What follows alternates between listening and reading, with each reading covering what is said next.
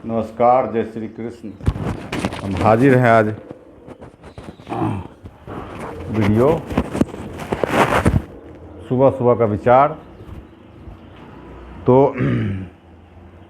भगवान श्री कृष्ण को नमन करते हैं वो उसके श्लोक के साथ।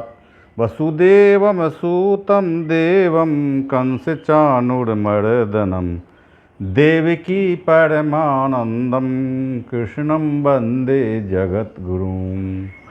कृष्णाय वासुदेवाय हरे परमात्मने प्रणतः क्लेशनाशाय गोविंदाय नमो नमः। श्री कृष्ण गोविंद हरे मुरारी, हे नाथ नारायण वासुदेवा।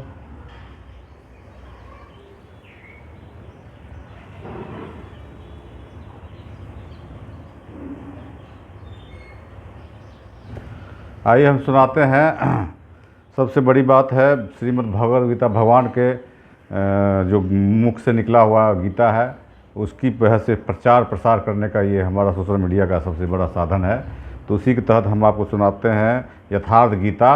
और सुनिए, रामचरितमानस में एक चौपाई है। छोड़त ग्रंथि जानी खग राया, विघ्न अनेक करई तब माया, रिद्धि सीधी पड़े रही बहु भाई, बुद्धि ही लोम दिखा वही आई। रामचरितमानस के चौपाई है, 7वां स्कंद 117वां 6वां 7वां श्लोक चौपाई। तो माया अनेक विघ्न करती है, रिद्धियाँ प्रदान करती है, यहाँ तक कि सिद्ध बना देती है। ऐसी अवस्था वाले साधक बगल से निकल कर जाए, मरणासन रोगी भी जी उठेगा, वह भले ठीक हो जाए, किंतु साधक उसे अपनी देन मान बैठे तो नष्ट हो जाएगा। एक रोगी के स्थान पर हजारों रोगी घेर लेंगे, भजन चिंतन का क्रम अब रुद्ध हो जाएगा और उधर बहकते बहकते प्रकृति का बाहुल्य हो जाएगा। यदि लक्ष्य दूर है और साधक कृपा करता है तो कृपा का अकेला आचरण ही समिति इंजय समूची सेना को जीत लेगा। इसलिए साधक को पूर्ति प्रयत्न इससे सतर्क रहना चाहिए। क्या दया बिनु संत कसाई, दया करी तो आफत आई। लेकिन अधूरी अवस्था में वह विजातीय प्रवृत्ति का दुर्घर्ष योद्धा है। इसी प्रकार आत्मशक्ति रूपी अवस्थामा सृष्टि में कहीं भी वस्तुओं में लगाव है, आसक्ति है, दैत्य का आचरण द्रोणाचार्य है। दैत्य आसक्ति का जन्मदाता है। शस्त्र हाथ में रहते आचार्य द्रोण की मृत्यु नहीं हो सकती थी, वह अजय था। भगवान श्री कृष्ण ने कहा, कौरव पक्ष में एक हाथी का नाम अश्वत्थामा है। भीम उस हाथी को मारकर अश्वत्थामा मारा गया ऐसा उद्घोष करे।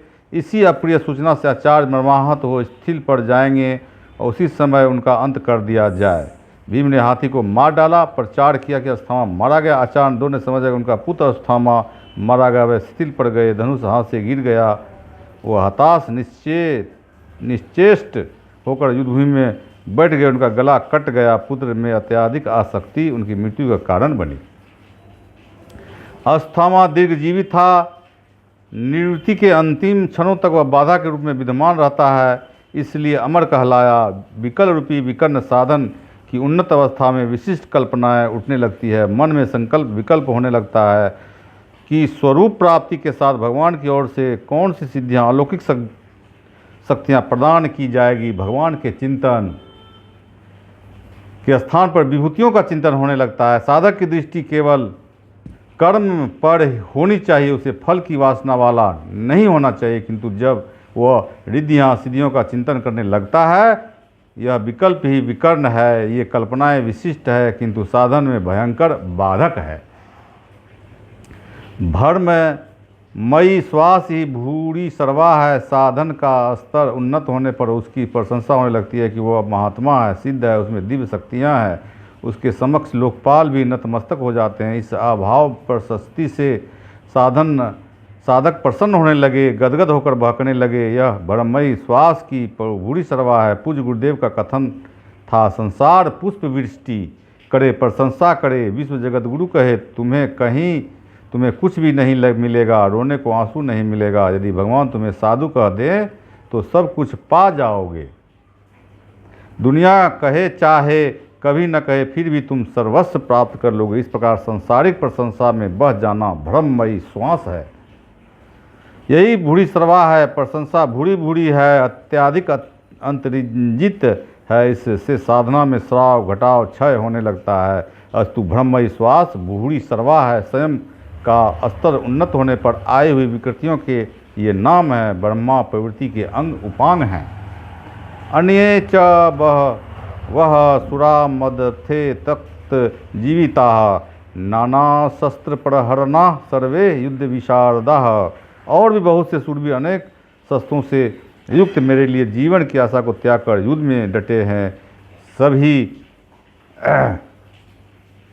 सभी मेरे लिए प्राण त्यागने वाले हैं, किंतु उनका कोई ठोस गणना नहीं है। और कौन सी सेना किन भावों द्वारा सुरक्षित है, इस पर कहते हैं। सुनिए 10वां श्लोक पहला अध्याय का। अपर्याप्त तदस्माकं बलम भीष्म भीरक्षितम, पर्याप्तम त्युद्ध में तेषाम बलम भीमा भीरक्षितम। भीष्म द्वारा रक्षित हमारी सेना सब प्रकार से अजय है। कि भीष्म कौन सी सत्ता है जिस पर कौरव निर्भर करते हैं, तथा भीम कौन सी सत्ता है जिस पर देवी संपद संपूर्ण पांडव निर्भर है। दुर्योधन अपनी व्यवस्था देता है, आगे वीडियो में सुनाएंगे। तो ये सुबह सुबह का जो विचार है, सत्संग है, आप लोगों के सामने रखते हैं कंसेप्ट। कैसा लगा आप लोग को कमेंट के माध्यम से बताइए। और सबसे बहुत बड़ी बात है, आप यथार्थ गीता सबको पढ़ना चाहिए, चाहे किसी भी धर्म संप्रदाय के हैं और किसी भी मजहब के हैं और किसी भी पंथ के हैं, सबको श्रीमद् भगवद गीता जो विश्व का सबसे बड़ा ज्ञान का खजाना है और दर्शन है, सबसे पौराणिक दर्शन है, उसको सबको पढ़ना चाहिए। ये रोज़ एक अध्याय ना हो तो आधो अध्याय के आधो एक के दो श्लोक ही मतलब चैनल रोटेशन में पढ़ें सप्ताह में, तो इसके बहुत बड़ा लाभ मिलेगा। भगवान 5200 वर्ष 5200 वर्ष पहले पृथ्वी पर लीला कर गए, लेकिन उसकी यथारूप में ये श्रीमद् भगवद गीता है, उनके प्रत्यक्ष श्रीमद् भगवद गीता भगवान का ही रूप है, उनकी वाणी का। तो आप लोग कैसा लगा हमारा चैनल यूट्यूब चैनल जवाहर निराला ऑफिशियल को आप लोग पहली बार आए हैं चैनल पर तो सब्सक्राइब कर दीजिए, बेल आइकन की घंटी भी दबा दीजिए टन से, ताकि कोई वीडियो अपलोड करे तो उसकी नोटिफिकेशन सूचना आपको मिल जाए। तो कैसा लगा, और अपने दोस्त यार को भी शेयर करें कि और सब लोगों को ये प्रेरणा मिले, ये चेतना बोध हो इससे। और चेतना बोध लाने के लिए सबसे भगवान का जो है, अब गीता में भी है, सब जो 4 है ये माध्यम कि अपना को 5 मिनट ध्यान कीजिए और 5 मिनट जाप कीजिए। ओम नमो भगवते वासुदेवाय। ओम का सांस का जाप करने, ये भगवान श्री कृष्ण के दिशा निर्देश पर उन पर चलने के लिए, उनके जीवन दर्शन को प्रचार करने के लिए अपने जीवन को लगाएं। यही लगाया हुआ है हमारा, ये भगवान श्री कृष्ण की कृपा है कि हम आप लोगों के सामने ऐसा सोशल मीडिया के माध्यम से, यूट्यूब चैनल के माध्यम से रखते हैं विचार। आप लोग भी कैसा लगता है अपना विचार कमेंट में अवश्य दें। इसी के साथ आज के लिए इतना ही। नमस्कार, जय श्री कृष्ण। फिर मिलते हैं। आप लोगों ने वीडियो देखा उसके लिए बहुत बहुत धन्यवाद, आभार।